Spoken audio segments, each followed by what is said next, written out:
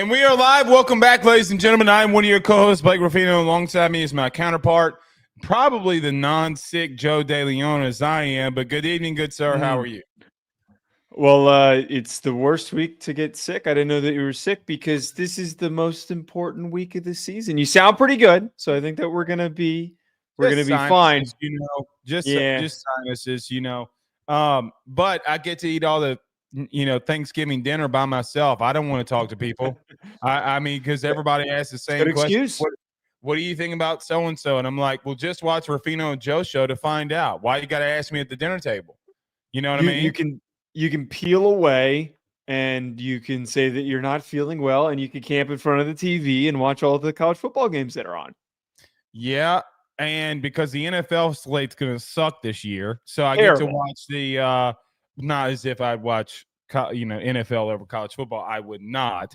But we do have a lot of big games this weekend, Joe. It is rivalry week. We'll talk about 5 games today in that slate, and then tomorrow we pick right back up, talk about the Iron Bowl, talk about probably Mississippi and Mississippi State. So a lot of games that we got to get to here in rivalry weekend. But I need to throw this out there. Okay. I'm going to say this later so that way that you don't get mad at me and you don't hear it from me first.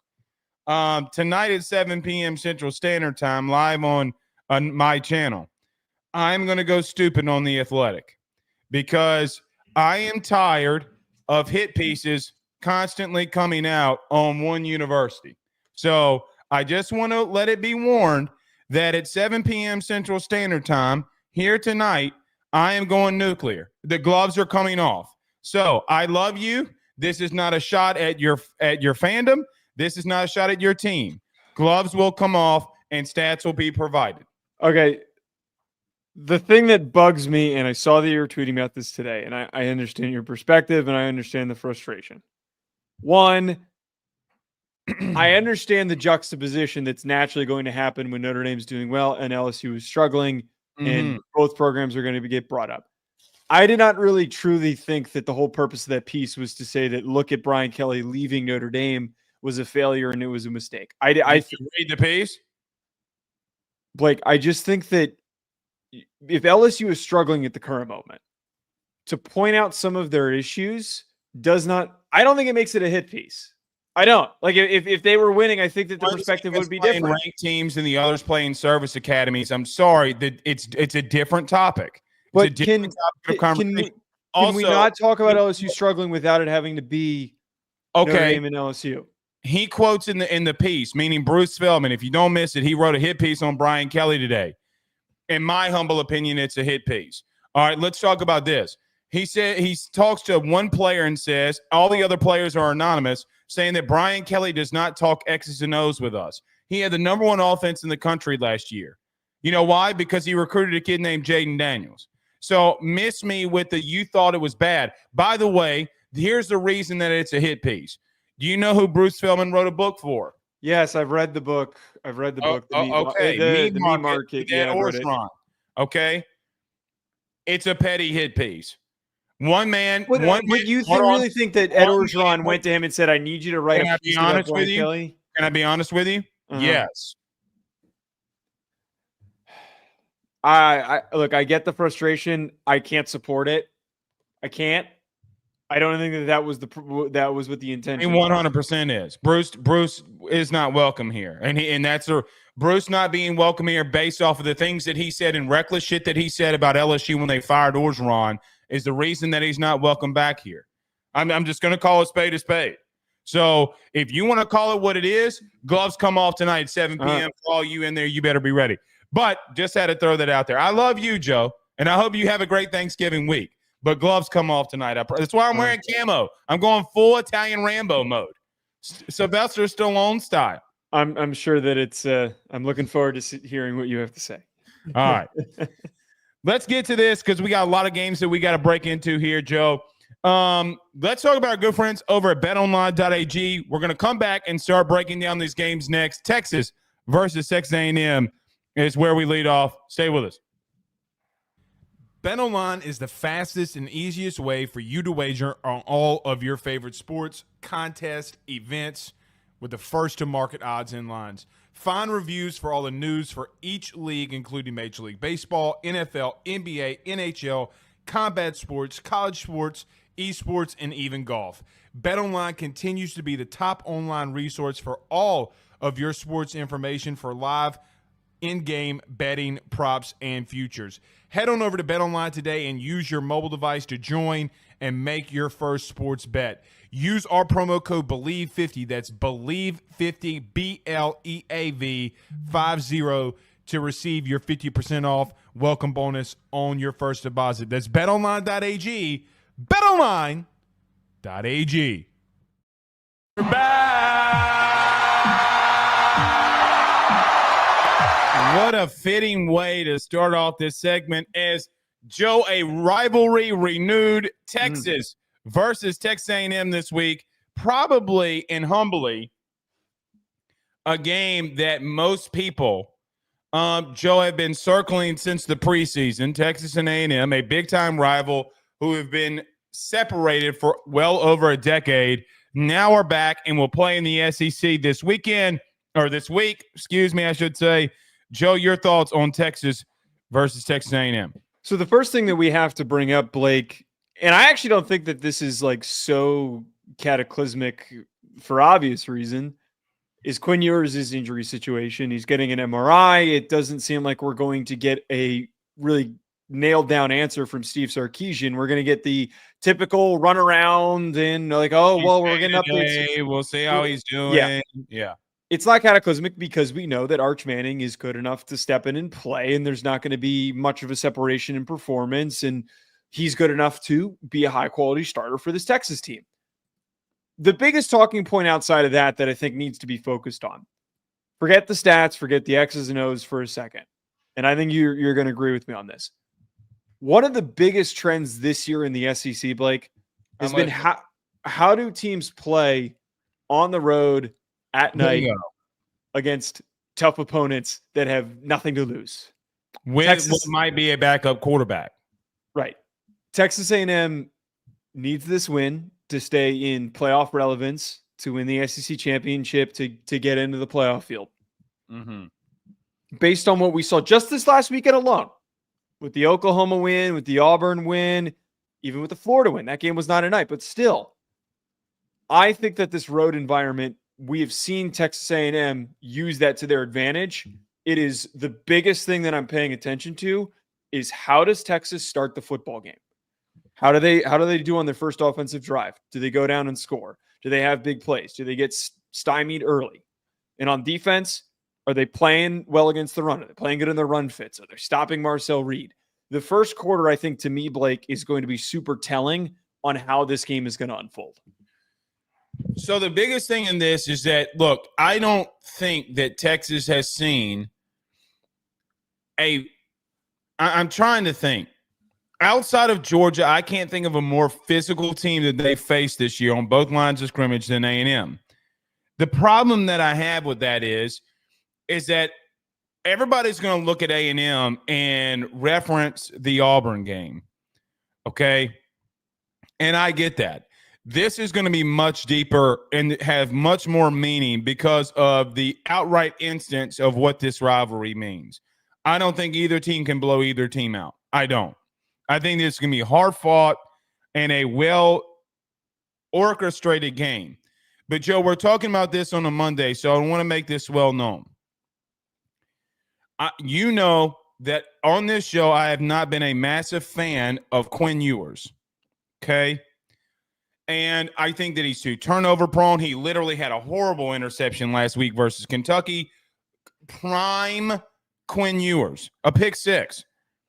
The problem that I have right now, though, is to go into the environment of where they're at.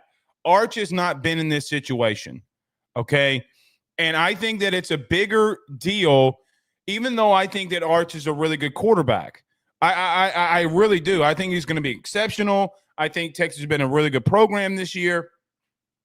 But asking a first-time starter, because he's been a starter this year, but asking a guy to go in that hostile environment in this rivalry to overcome what he's got to overcome, I do think is asking a lot. And the problem is you can't run the football. And, Joe, when I look at Texas, like I look at them, their run offense. They're 58th in the country in running offense or rushing offense. Joe, the only ranked team that they've played outside of Georgia has been who? Vandy. And they ran for 104 yards against Vanderbilt. I know Auburn did what they did last week. Auburn has been better at running the football than you. Don't take me for it. Go look at it statistically of what they've been able to do. Joe, the bottom line is simple for me in this. I think A&M's going to win. I'm going to take A&M to win here, and here's why. I think that they, in that place at night, in this situation, they're going to bounce back and overcome. Now, I don't have a lot of faith in it. I don't. I just think that front seven gets after whatever quarterback's going to be there. I don't think A&M's going to – or Texas is going to be able to run the ball on them like they want to. Now, can they get some things in the secondary on A&M because Peyton Thorne did last week? Sure. Okay, Lenore Sellers did. Sure, they can. There's going to be moments and times where they need to throw to run the football, and I don't know if they're going to be able to do it. Here's the second thing. I like A&M because they're the more physical team. I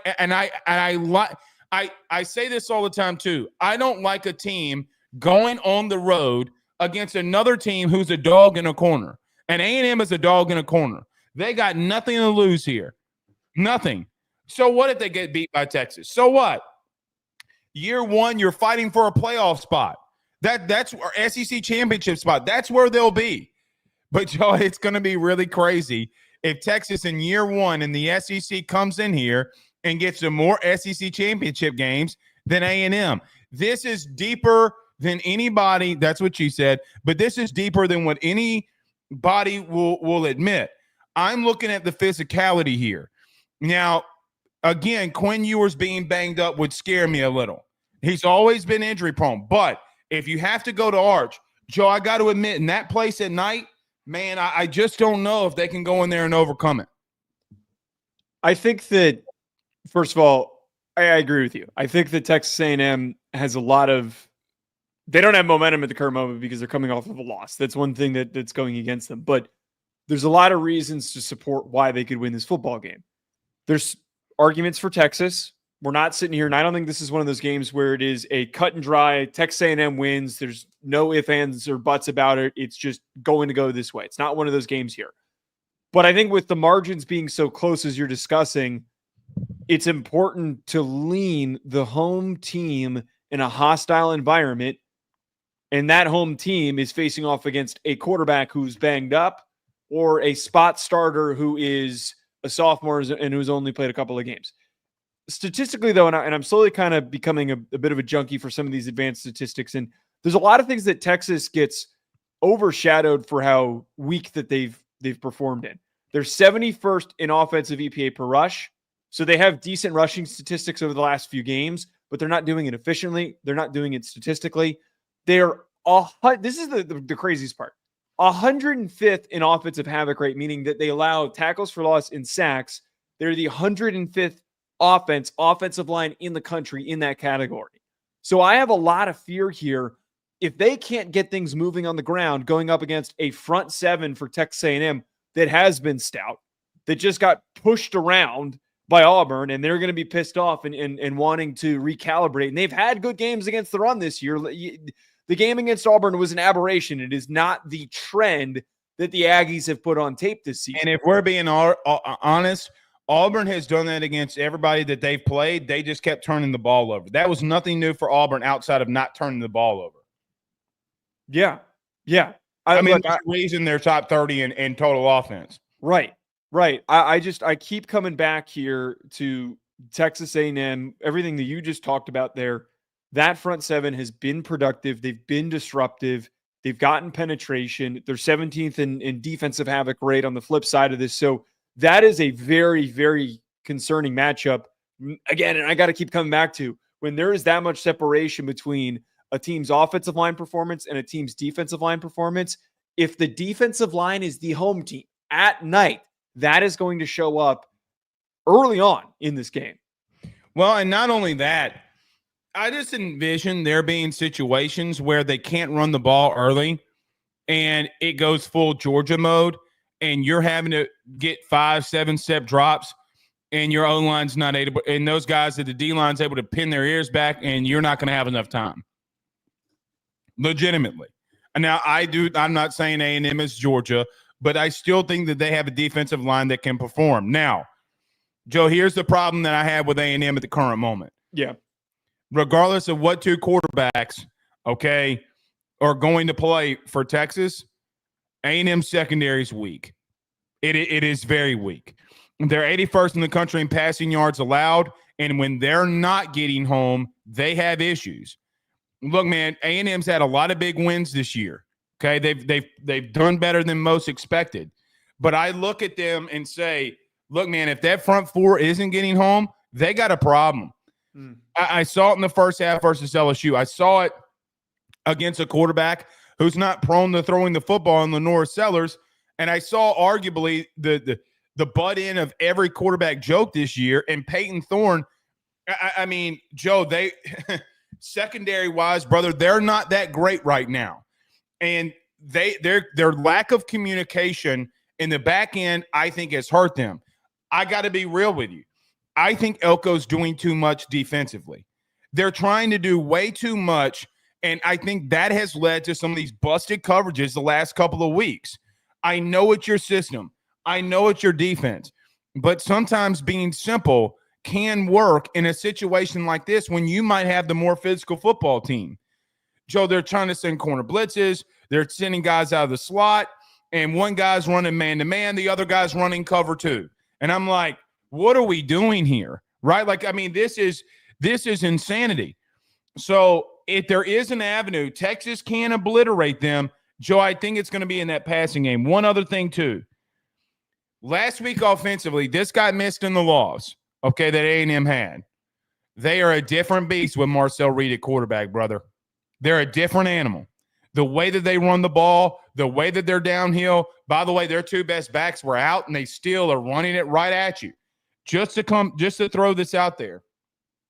Coming into this game, or going in that game last week, Texas A&M versus Auburn. Auburn was 10th in the country in run defense. 10th. And they ran it right at them and busted them up. Now Auburn is 20th. So I look at this whole situation, Joe, and just say this. Man, you better convert on third downs if you're Texas. Because if you let A&M lean on you all night, it's going to be a bad matchup. Just a quick thought. It seems like there might be a possibility that Reuben Owens is available for this game because he's been popping up as trending towards being available. I'm just throwing that out there. Even, Joe, you're correct. Elko addressed this, and he's on the injury report. I got to bring that up, though. That kid's not coming into this game in this situation and making plays. He's not going to. Yeah, but it doesn't hurt to. He'd probably come in as a third option just because. I mean, they're also both teams are thin at running back right now with the injuries that they're dealing with. But to get back to what you're saying with why the argument for Texas and why they could win this football game, they battle through the adversity of playing on the road.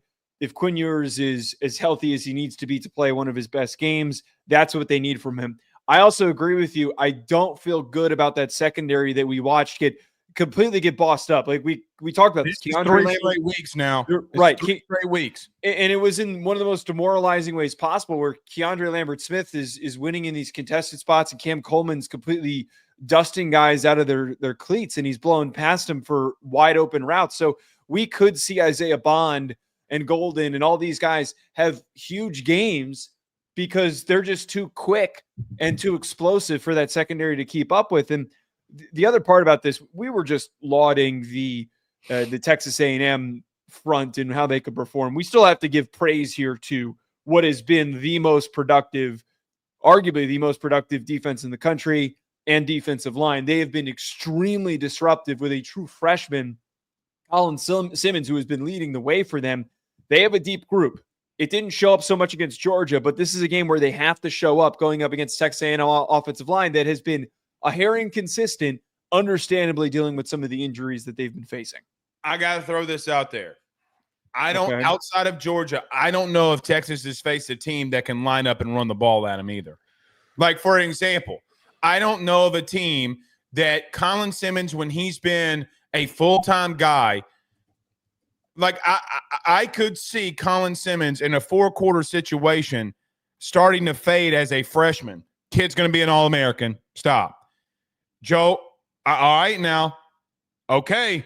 Yeah, I mean, if we're being honest, Michigan's offensive line, which we're going to bring up later, statistically is like fat average. They're in the middle. Mississippi State's offensive line's mediocre. Oklahoma's is terrible. They didn't really get the same level of sack production that we would have thought that they would have gotten against a banged-up Georgia offensive line. Vanderbilt's offensive line is average. The best unit they probably faced was Florida, and they were productive. They were good against Florida, but I mean, that's with a third-string quarterback. Right. So yeah, and I think going from Yale. I'm not taking that. The context that you're bringing up here is accurate. I'm not like you're saying, I don't want to diminish the performances by Texas this year, but you're right. There does need to be an asterisk here because, I mean, Texas fans, I would love to know what is the hardest offensive line that you have faced to this point where Texas A&M has had a banged up Georgia. Yeah, that's probably it's a banged up Georgia. Well, let me ask you the opposite, though, and I'm not saying this like in a gotcha way, but what's the hardest offensive line that Texas A&M has played? Yeah, that's a good point, and they were pretty productive against. That's where look, plain and simple. That's where this game is won. It's going to be won on the line of scrimmage. Whose offensive line plays the best, and whose defensive line plays the best. That could be applied to a lot of games in any given week, but I think that this game especially. It's going to be crucial. I mean, Joe, they had their way with 2 first-round tackles. So if we're going to call a spade, man, all right. All right. I'm just telling you. A&M secondary, don't let me down here. All right. Joe, what they call the biggest rivalry in all of college football, Michigan versus Ohio State. And as everybody knows, because it's been a big thing about Ryan Day over the last couple of years, Michigan has gotten what was the last 3 or 4 over. It's got to be 3, I think. The last 3 or 4 over Ohio State. I'm sorry if I got the number wrong here. I think you're right. But Ohio State versus Michigan, and what is the biggest rivalry in the country? Your thoughts? The spread on this game is pretty enormous. I think it's like 20 points right now, and I'm sure that line's going to move. Ohio State, and this is no hot take, Ohio State has every reason to dominate in this football game. And we know in this rivalry, if there is an advantage, just the slightest advantage in one area, and one team feels like it's a lot better than the other, they're going to try and boat race them. They are going to try and rub it in. Even when these teams are closely matched, they have tried to rub it in against one another. But at the same time, this game is also nut-ass crazy every single year. And even though Michigan has been way below expectation of levels of competitiveness, they could still show up and put out a fight. I don't think that's going to happen, though. I think Ohio State's going to kick the shit out of them. It does not seem like Will Johnson's going to be available. I believe, actually, he's pretty much confirmed out unless I missed something here. I feel like that kid has given up, like he's just getting ready for the draft. I mean, and he should. We'll move past that. I don't want to waste time talking about that. But except for 3 really good football players on their defensive line with Josiah Stewart, Kenneth Grant, and Mason Graham, Michigan is not filled with the same level of talent that we're used to seeing, and there is a massive separation gap. This Michigan team looks more like Washington. It looks more like Maryland than it does look like a national championship team that we saw from last year. And that's why Ohio State's probably going to kick the shit out of them. You're probably right. They're probably going to dominate. It's going to come later in the game, though. I do think that this one's, because it's a rivalry game, we can't make this stuff up. Kids play above their heads in rivalry games like this. I need to throw this out there. Michigan, for what it's worth, the last couple of weeks have not been bad defensively. I know Will Johnson is out. I know that they've lost. I also saw them hold Indiana to the same level of points that Ohio State did defensively, right? One had 17, one game was 17, the other game was 15. I do disagree that I do think that with Johnson being out, they have started to figure some things out in the secondary, especially at safety. They're 23rd in the country in total defense. The problem that I have here, okay, is that they can't score. Like there's a strong possibility that if Ohio State gets 17 points, the game is over. There's just not a lot of ways that Michigan, unless some crazy things happen, which crazier things have happened, but unless something absolutely ridiculous happens, Ohio State's going to get their revenge this week. They're going to run it up, kind of like what Michigan did in the second half a couple of years ago with Donovan Edwards went off. We all remember that game. And if I'm Ryan Day, I am running it up. You know why? His fan base, this fan base that's probably listening to the show and this clip, Ryan Day went out there about a year ago and said, somebody asked him, Coach, how much money does it take for you to run the roster that you want? And he said $20 million. And that fan base didn't blink an eye. Okay, they went out and their collective. They gave to their collective. They did everything that they needed to do to get guys like Caleb Downs, who has a punt return for a touchdown. That's the way you want them, guys. Sorry, Joe. This is the one they want. Now we have a lot of Ohio State fans that are in our shows every single night, and I can feel it from them. Not only do they want to win this game, they want to run it up. And I got to say to Ryan Day, man, if you have the ability, and it's not going to be easy, it's going to be a close game, I would. Now, Joe, one thing I want to throw out here that does concern me about this game being close, if it is, big if, massive if, Ohio State is 43rd in the country on third down conversion rate offensively. They have found ways to not convert on third downs. We saw it at the goal line in the last game versus Indiana. If you're having to punt and you're not converting and you let Michigan get a first down here and there by running the football, they will do what they do to you. Hold on. They will time of possession you. Okay? Don't play around on third down. Now, statistically speaking, it's the worst thing that they do. If I'm being honest, there are some things that Chip has done on third downs that are a little chaotic. I'm just trying to throw what could happen here. That's cool, but that's not happening.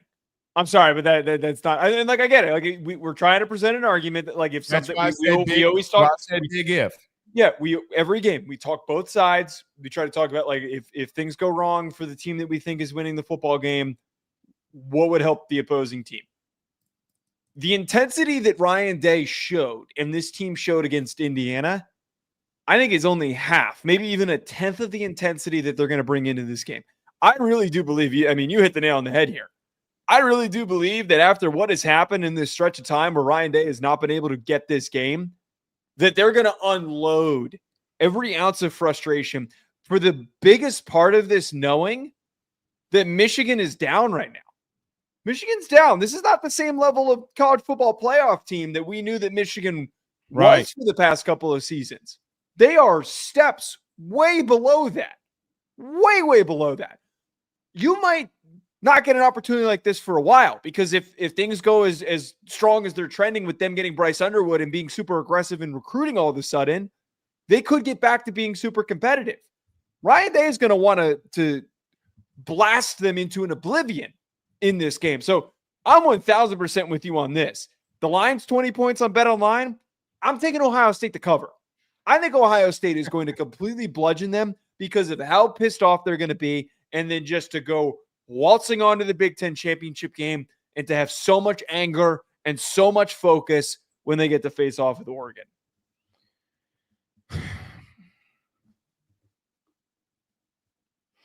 I got to throw one more thing at you. Okay. Michigan has been really good defensively stopping the run. Actually, wait. I have a counter. That is a deceptive statistic because they're actually a lot of teams try to run on them and they don't succeed, but they're below average. They're 72nd in defensive EPA per rush. They're actually doing a really bad. I don't give No, come on, man. These efficiency stats don't lie. Ohio State has played the same exact teams that Michigan has. One is third in run defense. One is fourth in run defense. EPA per play don't mean dog shit. Yes, it does. The rush yards allowed per game compared to EPA, those numbers lie. The EPA stuff very rarely lies. All right. As God is my witness, I promise you this. An Ohio State team that in moments and times that have had struggles running the football, they still have dudes in their D-line. You go right on ahead and you believe they would. That was the first thing I brought up. They have two premier defensive linemen. Oh, hold on. I gave you your time here. You go ahead and you believe yet again, like you did last Monday when I'm telling you about O-line, D-line, run game stuff, you go right on ahead because exactly what's going to happen on third down and why they've been struggling, they can't run the football when they need to. When you make a point that you're trying to say that statistically Michigan's one of the best run defenses, they're not. They're statistically not. Yes, and I don't disagree with you. Macy Graham and Kenneth Grant are going to be top 50 NFL draft picks. They're premier players, but they're allowing a lot of productive plays against opposing rushing attacks. Don't be surprised if Travion Henderson and Quinshon Judkins don't rip off some big runs in this game. All right, get ready. I'm standing by that. You're a wide receiver quarterback guy. You need to start listening to me. I watch every draft class. I watch more O-line, D-line tape than I do any other. You know what you two Rudy Poos were doing? You draft analyst. What?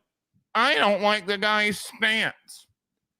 Will Campbell's not going to be the first tackle taken. I can promise you that much.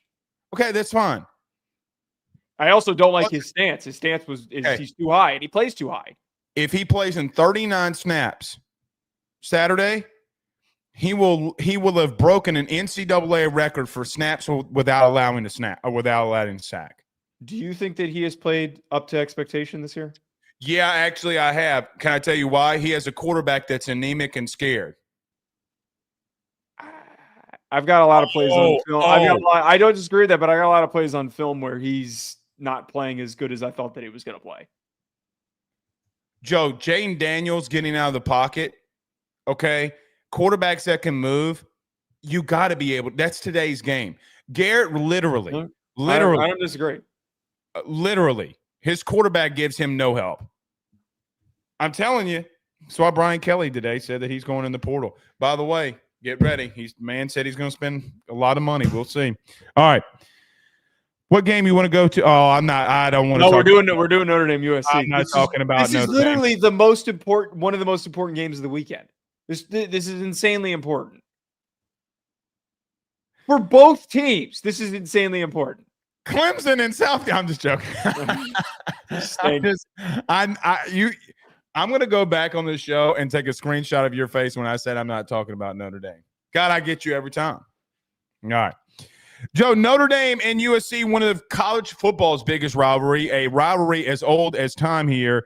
The Trojans versus the Fighting Irish. Your thoughts on how this game is going to play out where's this game being played? It's in Los Angeles. That's what I thought. But I can't read my writing. In LA. If the game is in the final week of the season, it's always in Los Angeles. If it is played in October, it's typically in South Bend. I have tried to be, for Notre Dame fans, the bearer of reality. To not just look at an opponent and think we're going to kick the crap out of them. This game, as we all know in the history of this rivalry, it does not matter how good both teams are. And again, this applies for so many different rivalries. If a team like USC is as desperate as they are, Lincoln Riley just barely won against UCLA. They're not really playing better football since they transitioned from Miller Moss to Jane Maeva. But they were able to win. And Lincoln Riley is getting picked apart in recruiting. They three kids. They got Longstreet and then they just lost a kid today. They have been a mess in recruiting. My point is that Lincoln Riley needs to do anything that he can to save grace and to finish the year on a strong note so that there are no calls for him to get fired at the end of next season. Notre Dame needs to know and cannot look past this opponent. They have done a fantastic job every single game this year, Blake, not allowing college football playoff and where they're placed in it for them to overlook it since what happened against NIU. They need to come out swinging. Otherwise, Maeva, who shown against UCLA that he is a far more dangerous player than Miller Moss was. He was making some big-time throws. He was scrambling. He was extending drives. They need to be ready to play contain. They need to play really good sound coverage like they've done all season long, because USC is the type of a team in this matchup that 1,000% could play spoiler, and we will show up here on Sunday, and I will be screaming and yelling about how they failed to get the job done. Oh, so you are a super fan. Wait, that has nothing to do with what I everybody who tunes into the show knows I'm a Notre Dame fan. That's got nothing to do with this. Just like that, even though no one wants to support Brian Kelly, you're supporting Brian Kelly. No, I'm not. You support LSU in situations that you can, and I'm supporting Notre Dame in situations that I can. So don't give me that little last quip there. I am interested about one thing here. This is not the best defensive line that you're going to face. You're probably going to go to a playoff. However, Joe, USC has been better with their front seven. And I am not saying that they're going to stop you from running the ball. I don't think that they will, nor that they can through 4 quarters. They've gone through a Big Ten schedule, and they've been moderately average in stopping the run. They've given us some big plays here and there. I can't deny that. They got leaky in the second half versus Penn State, while Penn State came back, and they won that football game. Joe, I've seen this USC team, though, against a team like Penn State at home, really get after a quarterback and really stop the run early. My interesting thought in this, and it plays off of exactly what you and I talked last night. There are going to be situations that I think that USC is going to be able to stop the run that's going to put Riley Leonard in for sure passing downs. My thought about this is, how does Riley Leonard and Mike Denbrock attack when they have been, let's call it what it is, anemic in moments when they need to throw football against better opponents? That is the game inside the game for me. You have gone up against the last 4 weeks 3 secondaries that were in the 100s in passing yards allowed. Now I look at a team that, well, isn't quite better, but they are 93rd in passing yards allowed, that being USC. I know that they can get after you, though, in their front seven. They're not bad in their defensive line. Now, they lack some depth, and that's a problem that they've had. Ironically, the best thing that they've done from year to date, Joe, has been what they do in passing situations on third down. Joe, how about this? This time last year, USC was 127th in the country on third down defense. This year, they're 18th. You want to talk about a coach putting a stamp on something? D'Anton Lynn is saying, hey, big dog, look at how bad we were at getting off the field a year ago based off of what we're doing now. They have been moderately more successful defensively. And if Riley Leonard and Mike Denbrock can find ways to have easy completions on third downs, and they connect on enough of them, ball game. Because I don't know if USC can be consistent enough offensively against a really good defense in Notre Dame. But, man, I'm telling you, if this game gets to a situation where this game is on Riley Leonard's shoulder, that's where I start having issues. I've seen USC do that to Penn State, and Alar late was able to make the throws, was able to make the plays that he needed to make, even though he threw 3 picks in that game, by the way. That's the game inside the game for me on this one. I do like, though, and I do think, though, that Notre Dame just has too much depth. They do have too much talent, and it's going to overwhelm USC in the third and midway through the third, late fourth quarter. That's why they get the win here. But I got to tell you, man, I don't think this is a give me if they get in those favorable situations. Well, that's what my whole talking point is here for all Notre Dame fans is that we need to acknowledge that this is not a walkover game. We've played much shittier USC teams that have been far more favorable and easier to knock off. This team is better than the record indicates, but there's a lot of weaknesses to expose. You did mention that USC's best game was against Penn State, and I did make a direct comparison to the offensive structure and the production for Penn State yesterday is very similar to Notre Dame's, where they've got two really good running backs. They've got a big physical quarterback who can run the ball, who is inconsistent sometimes as a passer. Tyler Warren is way better than any of Notre Dame's tight ends, but they also rely on tight end usage in the passing game for a lot of their production. If the USC plays just as well as they did in that game against Notre Dame, this could be a very long game, and Notre Dame needs to get explosive plays in the passing game, which they've done more of. They've done more of on a week-to-week basis. One thing that makes me feel good about this matchup, if Notre Dame does not come out flat the way that Penn State did, is that besides that one performance, USC has been extremely leaky in run defense. They're 80th in defensive EPA per rush. They're 117th in defensive havoc rate. They're not getting stops. They're not getting pressures. They're not getting tackles for loss. They are having a lot of problems, even though it looked like at the beginning of the year that they could be more productive. So Notre Dame needs to take advantage of that. They need to not get too cute and overthink themselves like they've done a couple of times. And they need to just rely on running the damn ball, putting points on the board, and getting the hell out of there. Again, I'm glad you brought that point up there at the end. The best thing that Marcus Freeman has done as a coach, I'll say this every week. He continues to prove it right every week. I feel as if that they try to get away from the Notre Dame of old. And you know who I'm talking about. We make jokes about it. We fight about it on Twitter. The smartest thing Marcus did was like, hey, man, we got to get back to what's going to win us football games. Yeah. It's getting Jeremiah Love the football. That's how you're winning football games. Give him the ball and get out of the way. Give him the ball and get out of the way. Joe, I'm waiting for that game where he's got to tote the rock 20 times. And they haven't had to do that. I know that you don't completely agree with how I think that Notre Dame could play in the playoff. I think that they're operating at like 40% of their offensive capability right now. Well, I think nobody. But that's what I'm saying is I don't think that they've really unloaded anything because they're choosing not to. They're keeping it. They kept the really simple game plan. Like they in the red area, they didn't call anything unique in goal line situations. They kept rerunning the same quarterback run concepts over and over again until Riley Leonard finally got in.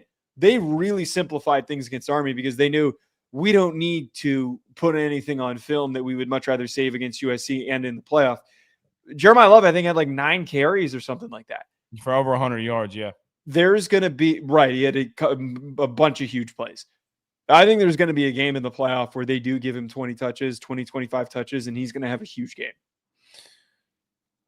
I'm not going to go huge game. I don't agree. I don't agree with you. Of course I don't. I don't agree with you that USC has not been good and better in parts defensively because they have been. They have been better, but I don't think it's anything that Notre Dame should be afraid of. No, but it is the best team that statistically that you've played in every cat. So here's the thing.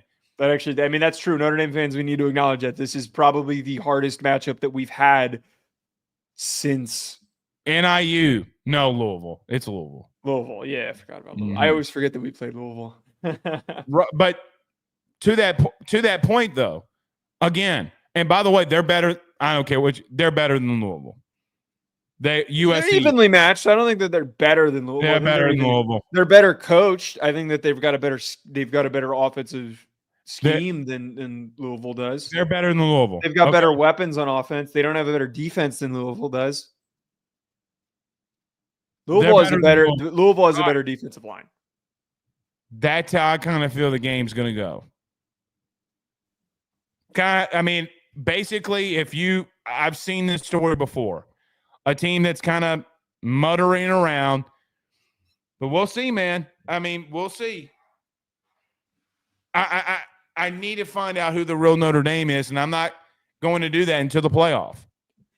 Well, okay, wait. Let me ask you this though. Before we move on, we're making good time here on today's show. If Notre Dame goes out there and smokes them, is that still not the real Notre Dame to you? Because this is probably one of the most competitive teams that you've seen, and you're playing them on the road in a different time zone. If you win this thing by more than two scores, what would you say if it was any other team besides Notre Dame? Like, let me ask you this question. Well, wait. Go ahead. What are you going to ask? If Ole Miss went on the road this week to play USC, do you not know enough about Ole Miss? I know plenty about Ole Miss. That's what I was about to say. That's the point. So here's the problem that Notre Dame fans have with me at the current moment. When I say I don't know who Notre Dame is, because they haven't been tested enough. And I've never disagreed with that. And I think that continues to get missed. So when you're looking for validation on if this is a good win, no. I'm not. Wait. I'm not asking you. Wait. I'm not asking you. I'm not asking you if this is a good win. I am asking you that if you win this game handedly and you dominate them and you play to what we've talked about, they run the ball well. They play really sound defense. Their secondary plays as good as we've discussed, and I've hyped them up to be. Would that at least not change your perception a little bit, or is this still the same case? Well, let me back up. If Riley Leonard throws for 300 yards and 2 scores, yes, it vastly changes. All right, come on. That is 275. He's not, because that would tell me that okay, when you needed to throw the football, you could. When your playmakers got a fade route, they took it to the house. They didn't get tackled when they catch the ball. I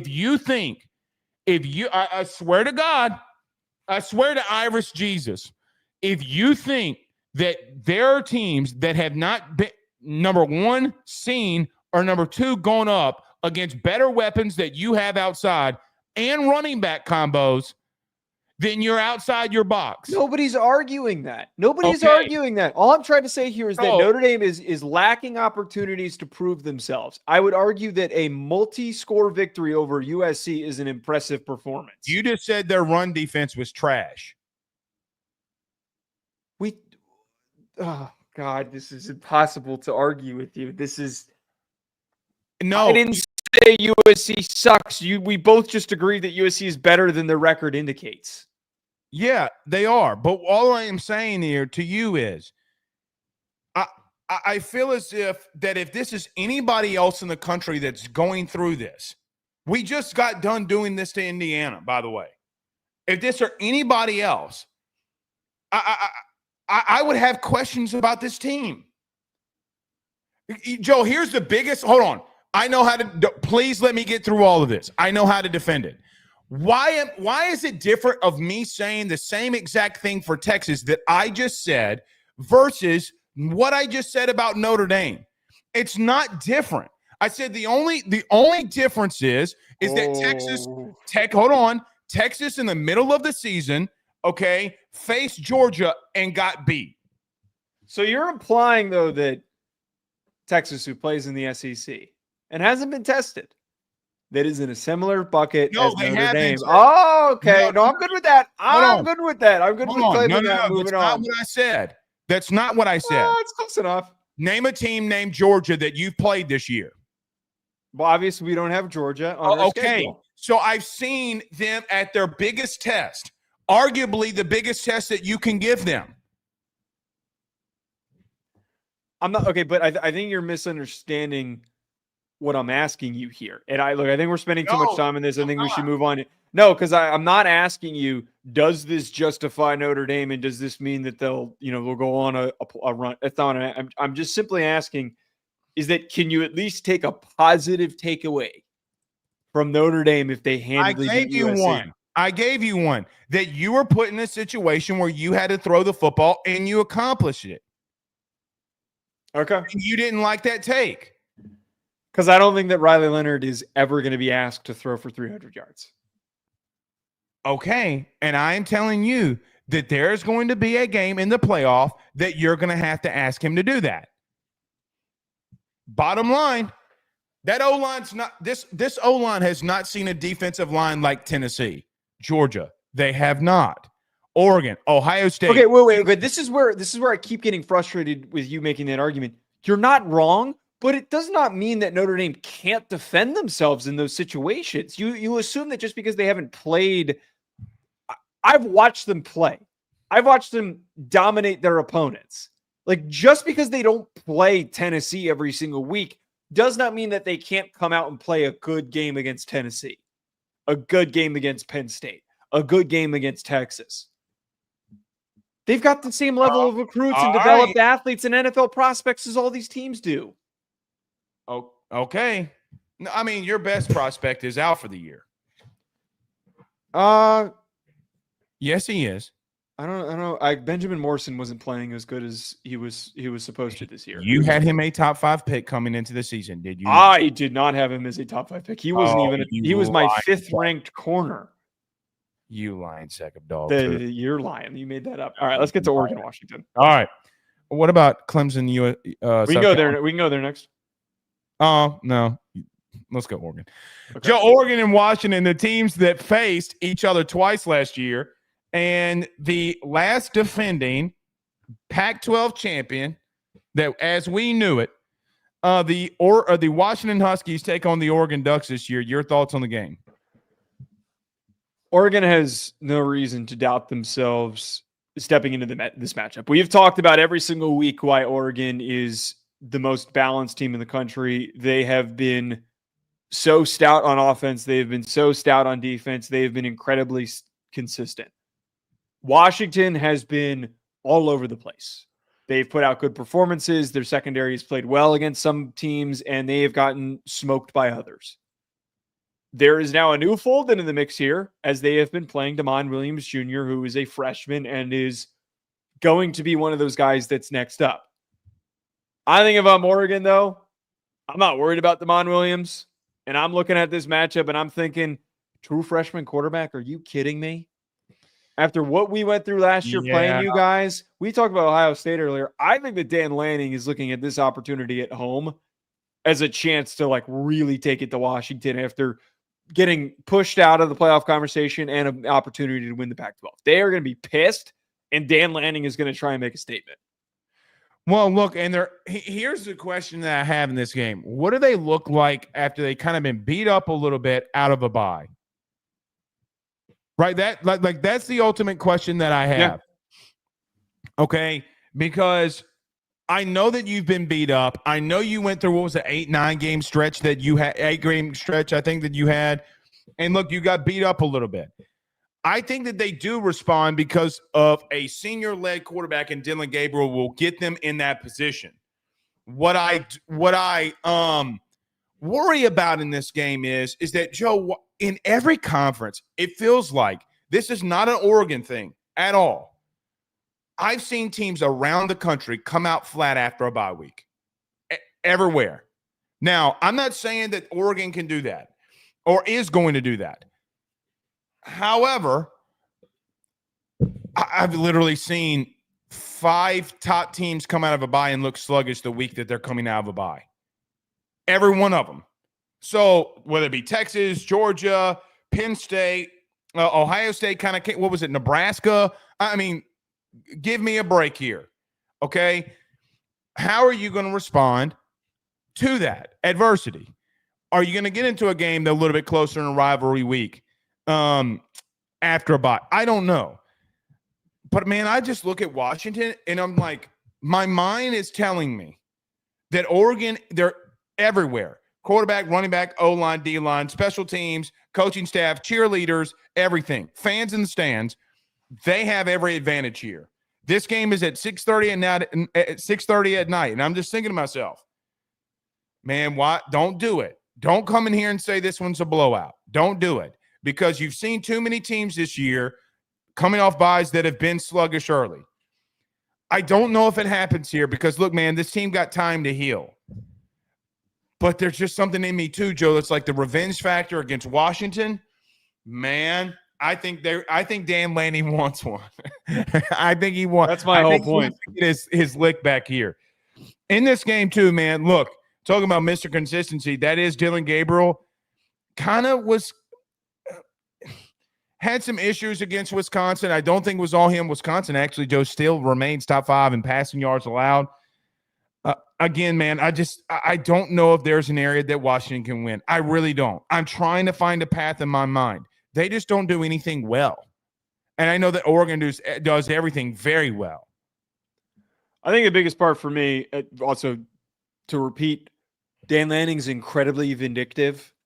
I know damn well that he's coming in this to try and make a point. I'm going to keep saying that this whole week. But also, Washington's run defense has been horrid. 94th in defensive EPA per rush allowed. They're getting run all over. Oregon's rushing attack, Jordan James, they are going to have an easy time running the football in this game. I think that's as simply as it needs to be depicted. When there's that much of a separation gap between two teams and one program that's running the ball really well and really consistently with their lead back, Jordan James, it doesn't get talked about enough as one of the best running backs in the country for what he's done this season with the 11 touchdowns that he has, the 1,000 yards on the year. I don't see a path for Washington to slow that down. And if you get after the run game early and you see that on film and you take advantage of it, Oregon has no reason to doubt this matchup. I don't like, this is one of those games where you're right. It is a rivalry. If the board was still there, I think this would be even more tense, but it's not. It's Jed Fish's first year, so there's not that same level of, I think, hatred on the Washington side from this current coaching staff. But outside of this being a rivalry, it feels like one of the more simple games to predict. Oregon has been a wagon. Washington has been middling this year, and next year is going to be their big year, their bounce back to getting back to prominence. There is no reason, if you are an Oregon fan, to doubt them getting this win and winning handedly. I agree with you. I fully agree. Why?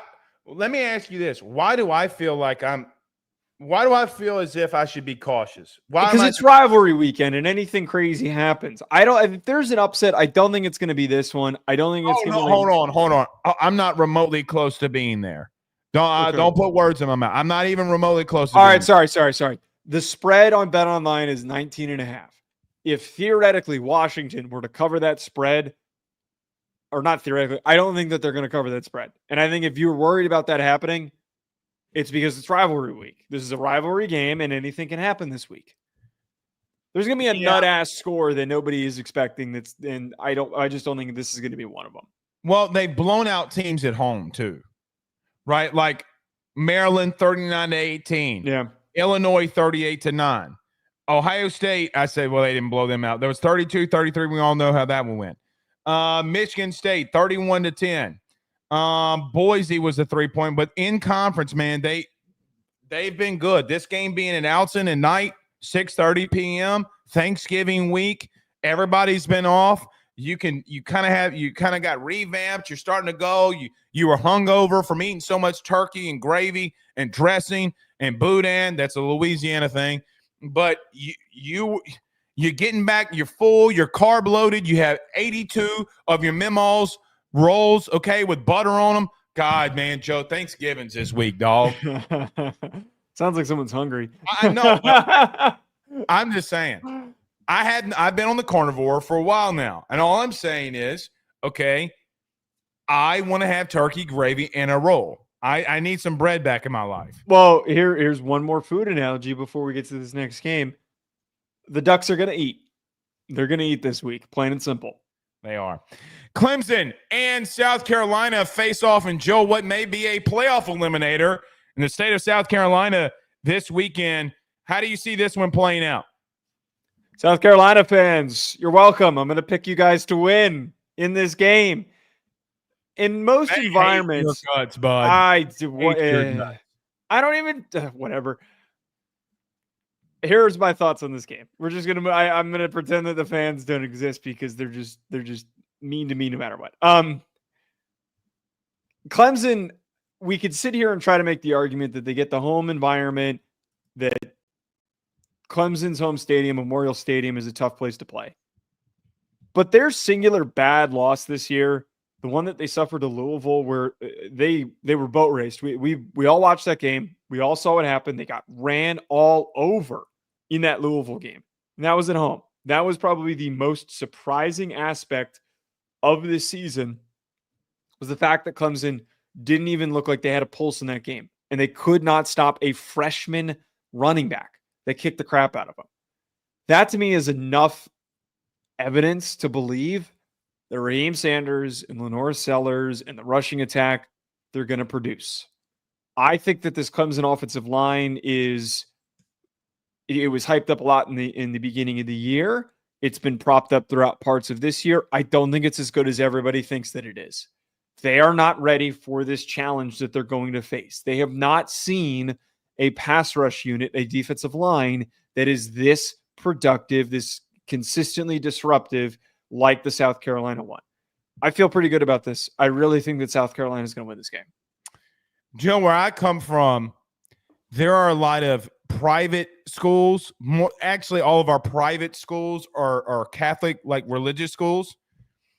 This game reminds me of the ultimate high-ranking high school game that had the high prep team versus the high public team, meaning, hey, man, we're a public school. We just got dudes. We've lived a little bit tougher life than you. You got a mommy and daddy that got money. We don't. We got to go to public school. That's how I see this game going down, because one team's got some dudes.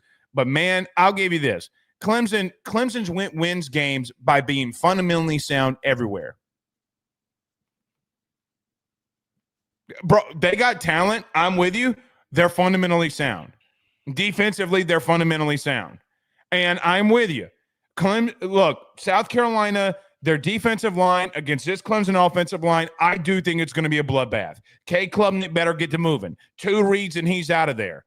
But, man, I'm telling you, it's not, even though they're a top 15 unit defensively. Joe, South Carolina in the SEC versus 8 ranked opponents, they are 13th in the country in total defense. When I look at them, they have been tested.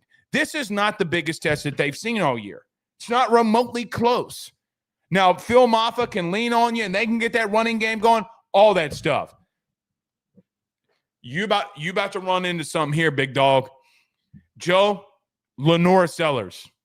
We are not talking about him enough. We're not.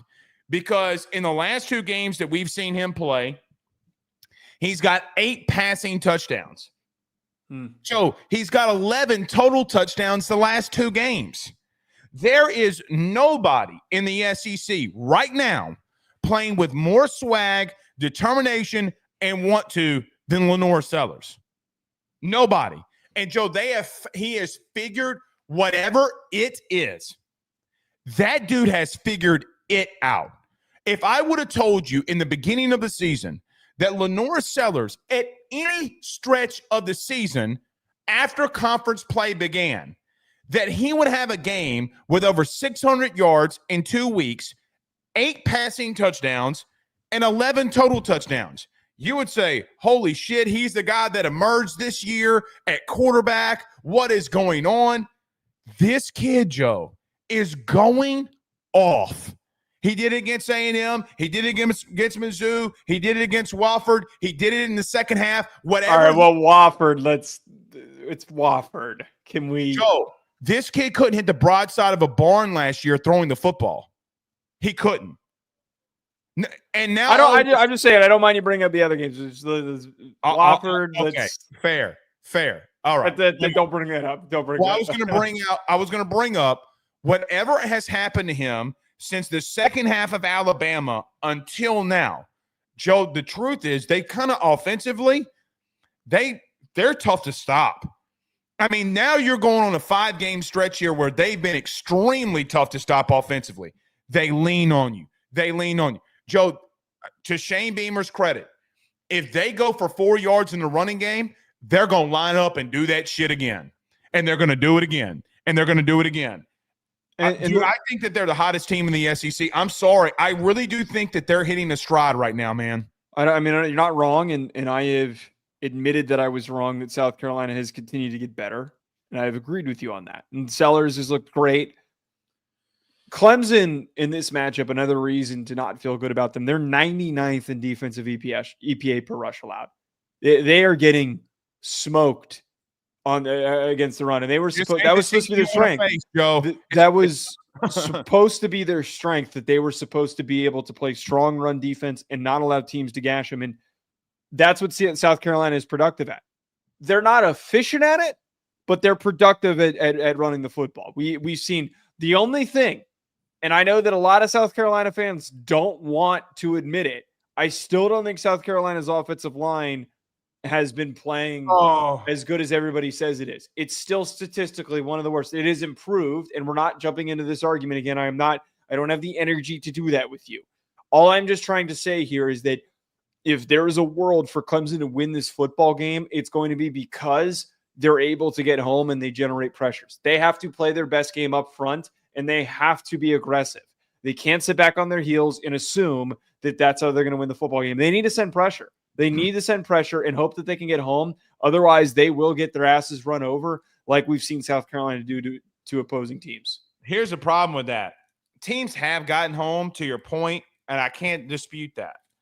Okay? The problem is nobody's been able to tackle Lenore Sellers. Right.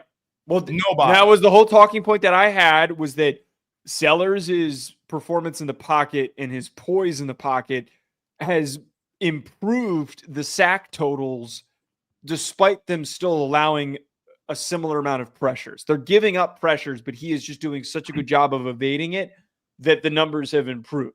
So go ahead. I was just going to say, if Clemson's able to finish, unlike all these other teams, that's going to be the saving grace for them. You know what I feel like I'm watching? What? I feel like I'm watching what Anthony Richardson would have looked like if he would have stayed in college and developed. I mean, I've heard a lot of people have been saying that this week, so I don't disagree with that. They're very similar. People have been saying that. There's been a lot of people who have been talking about how he looks like. I did not. I swear to God, I didn't know that. Swear to God. Well, I wasn't accusing you of taking somebody else's take. I'm saying, look, if somebody else did, give him the credit. I don't care. He is, though, man. He is. Joe Lenore, bro. Can I tell you something? What? All right. So last night, I got 2 offers to be a head coach somewhere on College Football 25. One was Notre Dame, and the second was South Carolina. So you went to South Carolina? I did. Guess who's the super senior? It was Lenore Sellers. He sticks around a really long time in Lenore Sellers. You know what was really funny in the long? I started in 97 overall. I started a new dynasty mode. The funny thing is, in mine, he transfers to Clemson, and then he won the Heisman back-to-back years. In the one that I originally did, that was like I played it for like 7 seasons or something like that. Which is like, there's no way in hell that would ever happen. I see. Here's the thing. I'm wanting to start a new one over. I think that's what's going to happen here, because I can't. I'm in year 7. I don't really want to do this. Elk says, question, Joe. Who would you rather have at Notre Dame's quarterback? Will Howard, Riley Leonard, Kyle McCord? Will Howard, Riley Leonard, Kyle McCord. Andrew, I'm not doing this. Sorry. We're going to $5 super chat. Says, I'm sure LSU will be back in their new unique level of elite mediocrity when they buy out BK and hire Oregon or Orgeron again. Go mediocrity.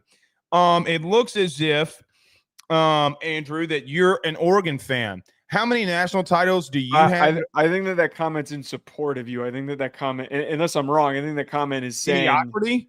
No, but Well, I think that the comment, maybe I'm misreading it. It's a joke at that, like, people want LSU to hire Orgeron. That's how I'm reading it. Oh, sorry, Andrew. I thought you were calling me out. I might be wrong. Maybe he was calling you out. Okay. Well, thank you for the super chat, Andrew. Beefstick says, Blake, you poo pusher, you SEC peddler, go Irish. I love Beefstick.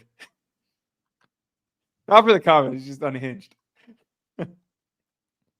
You love another man's beef stick? All right, come on now. Come on. Destroya says, can you please tell Joe he looks like Max Fried? The baseball player? Mm-hmm. Do I? I don't know what he looks like. Is he like 6'2"? Isn't he huge? Am I crazy? I don't know. I'll look that up while you. I thought you looked like Jeffrey Dahmer. All right, fuck you. We're not doing that again. Elks sends a $5 super chat. Says, I don't know who's going to cover Smith, Ibuka, Tate after Will Johnson quit on them. That's a P-word move by him to quit on them. Bucks by 30. That's what I was in my head the whole time when we were talking about this. Is like I don't know who they have that's going to slow them down. I don't. They don't have the secondary right now. Yeah. I don't look like Max Fried. I don't know what this guy's talking about. I don't know. All right, Joe. Let's get out of here. We'll see y'all tomorrow. We'll do college football playoff rankings, and in the morning we'll get you some shows out and other games that we're talking about. Until then, y'all have a good night, man. Peace.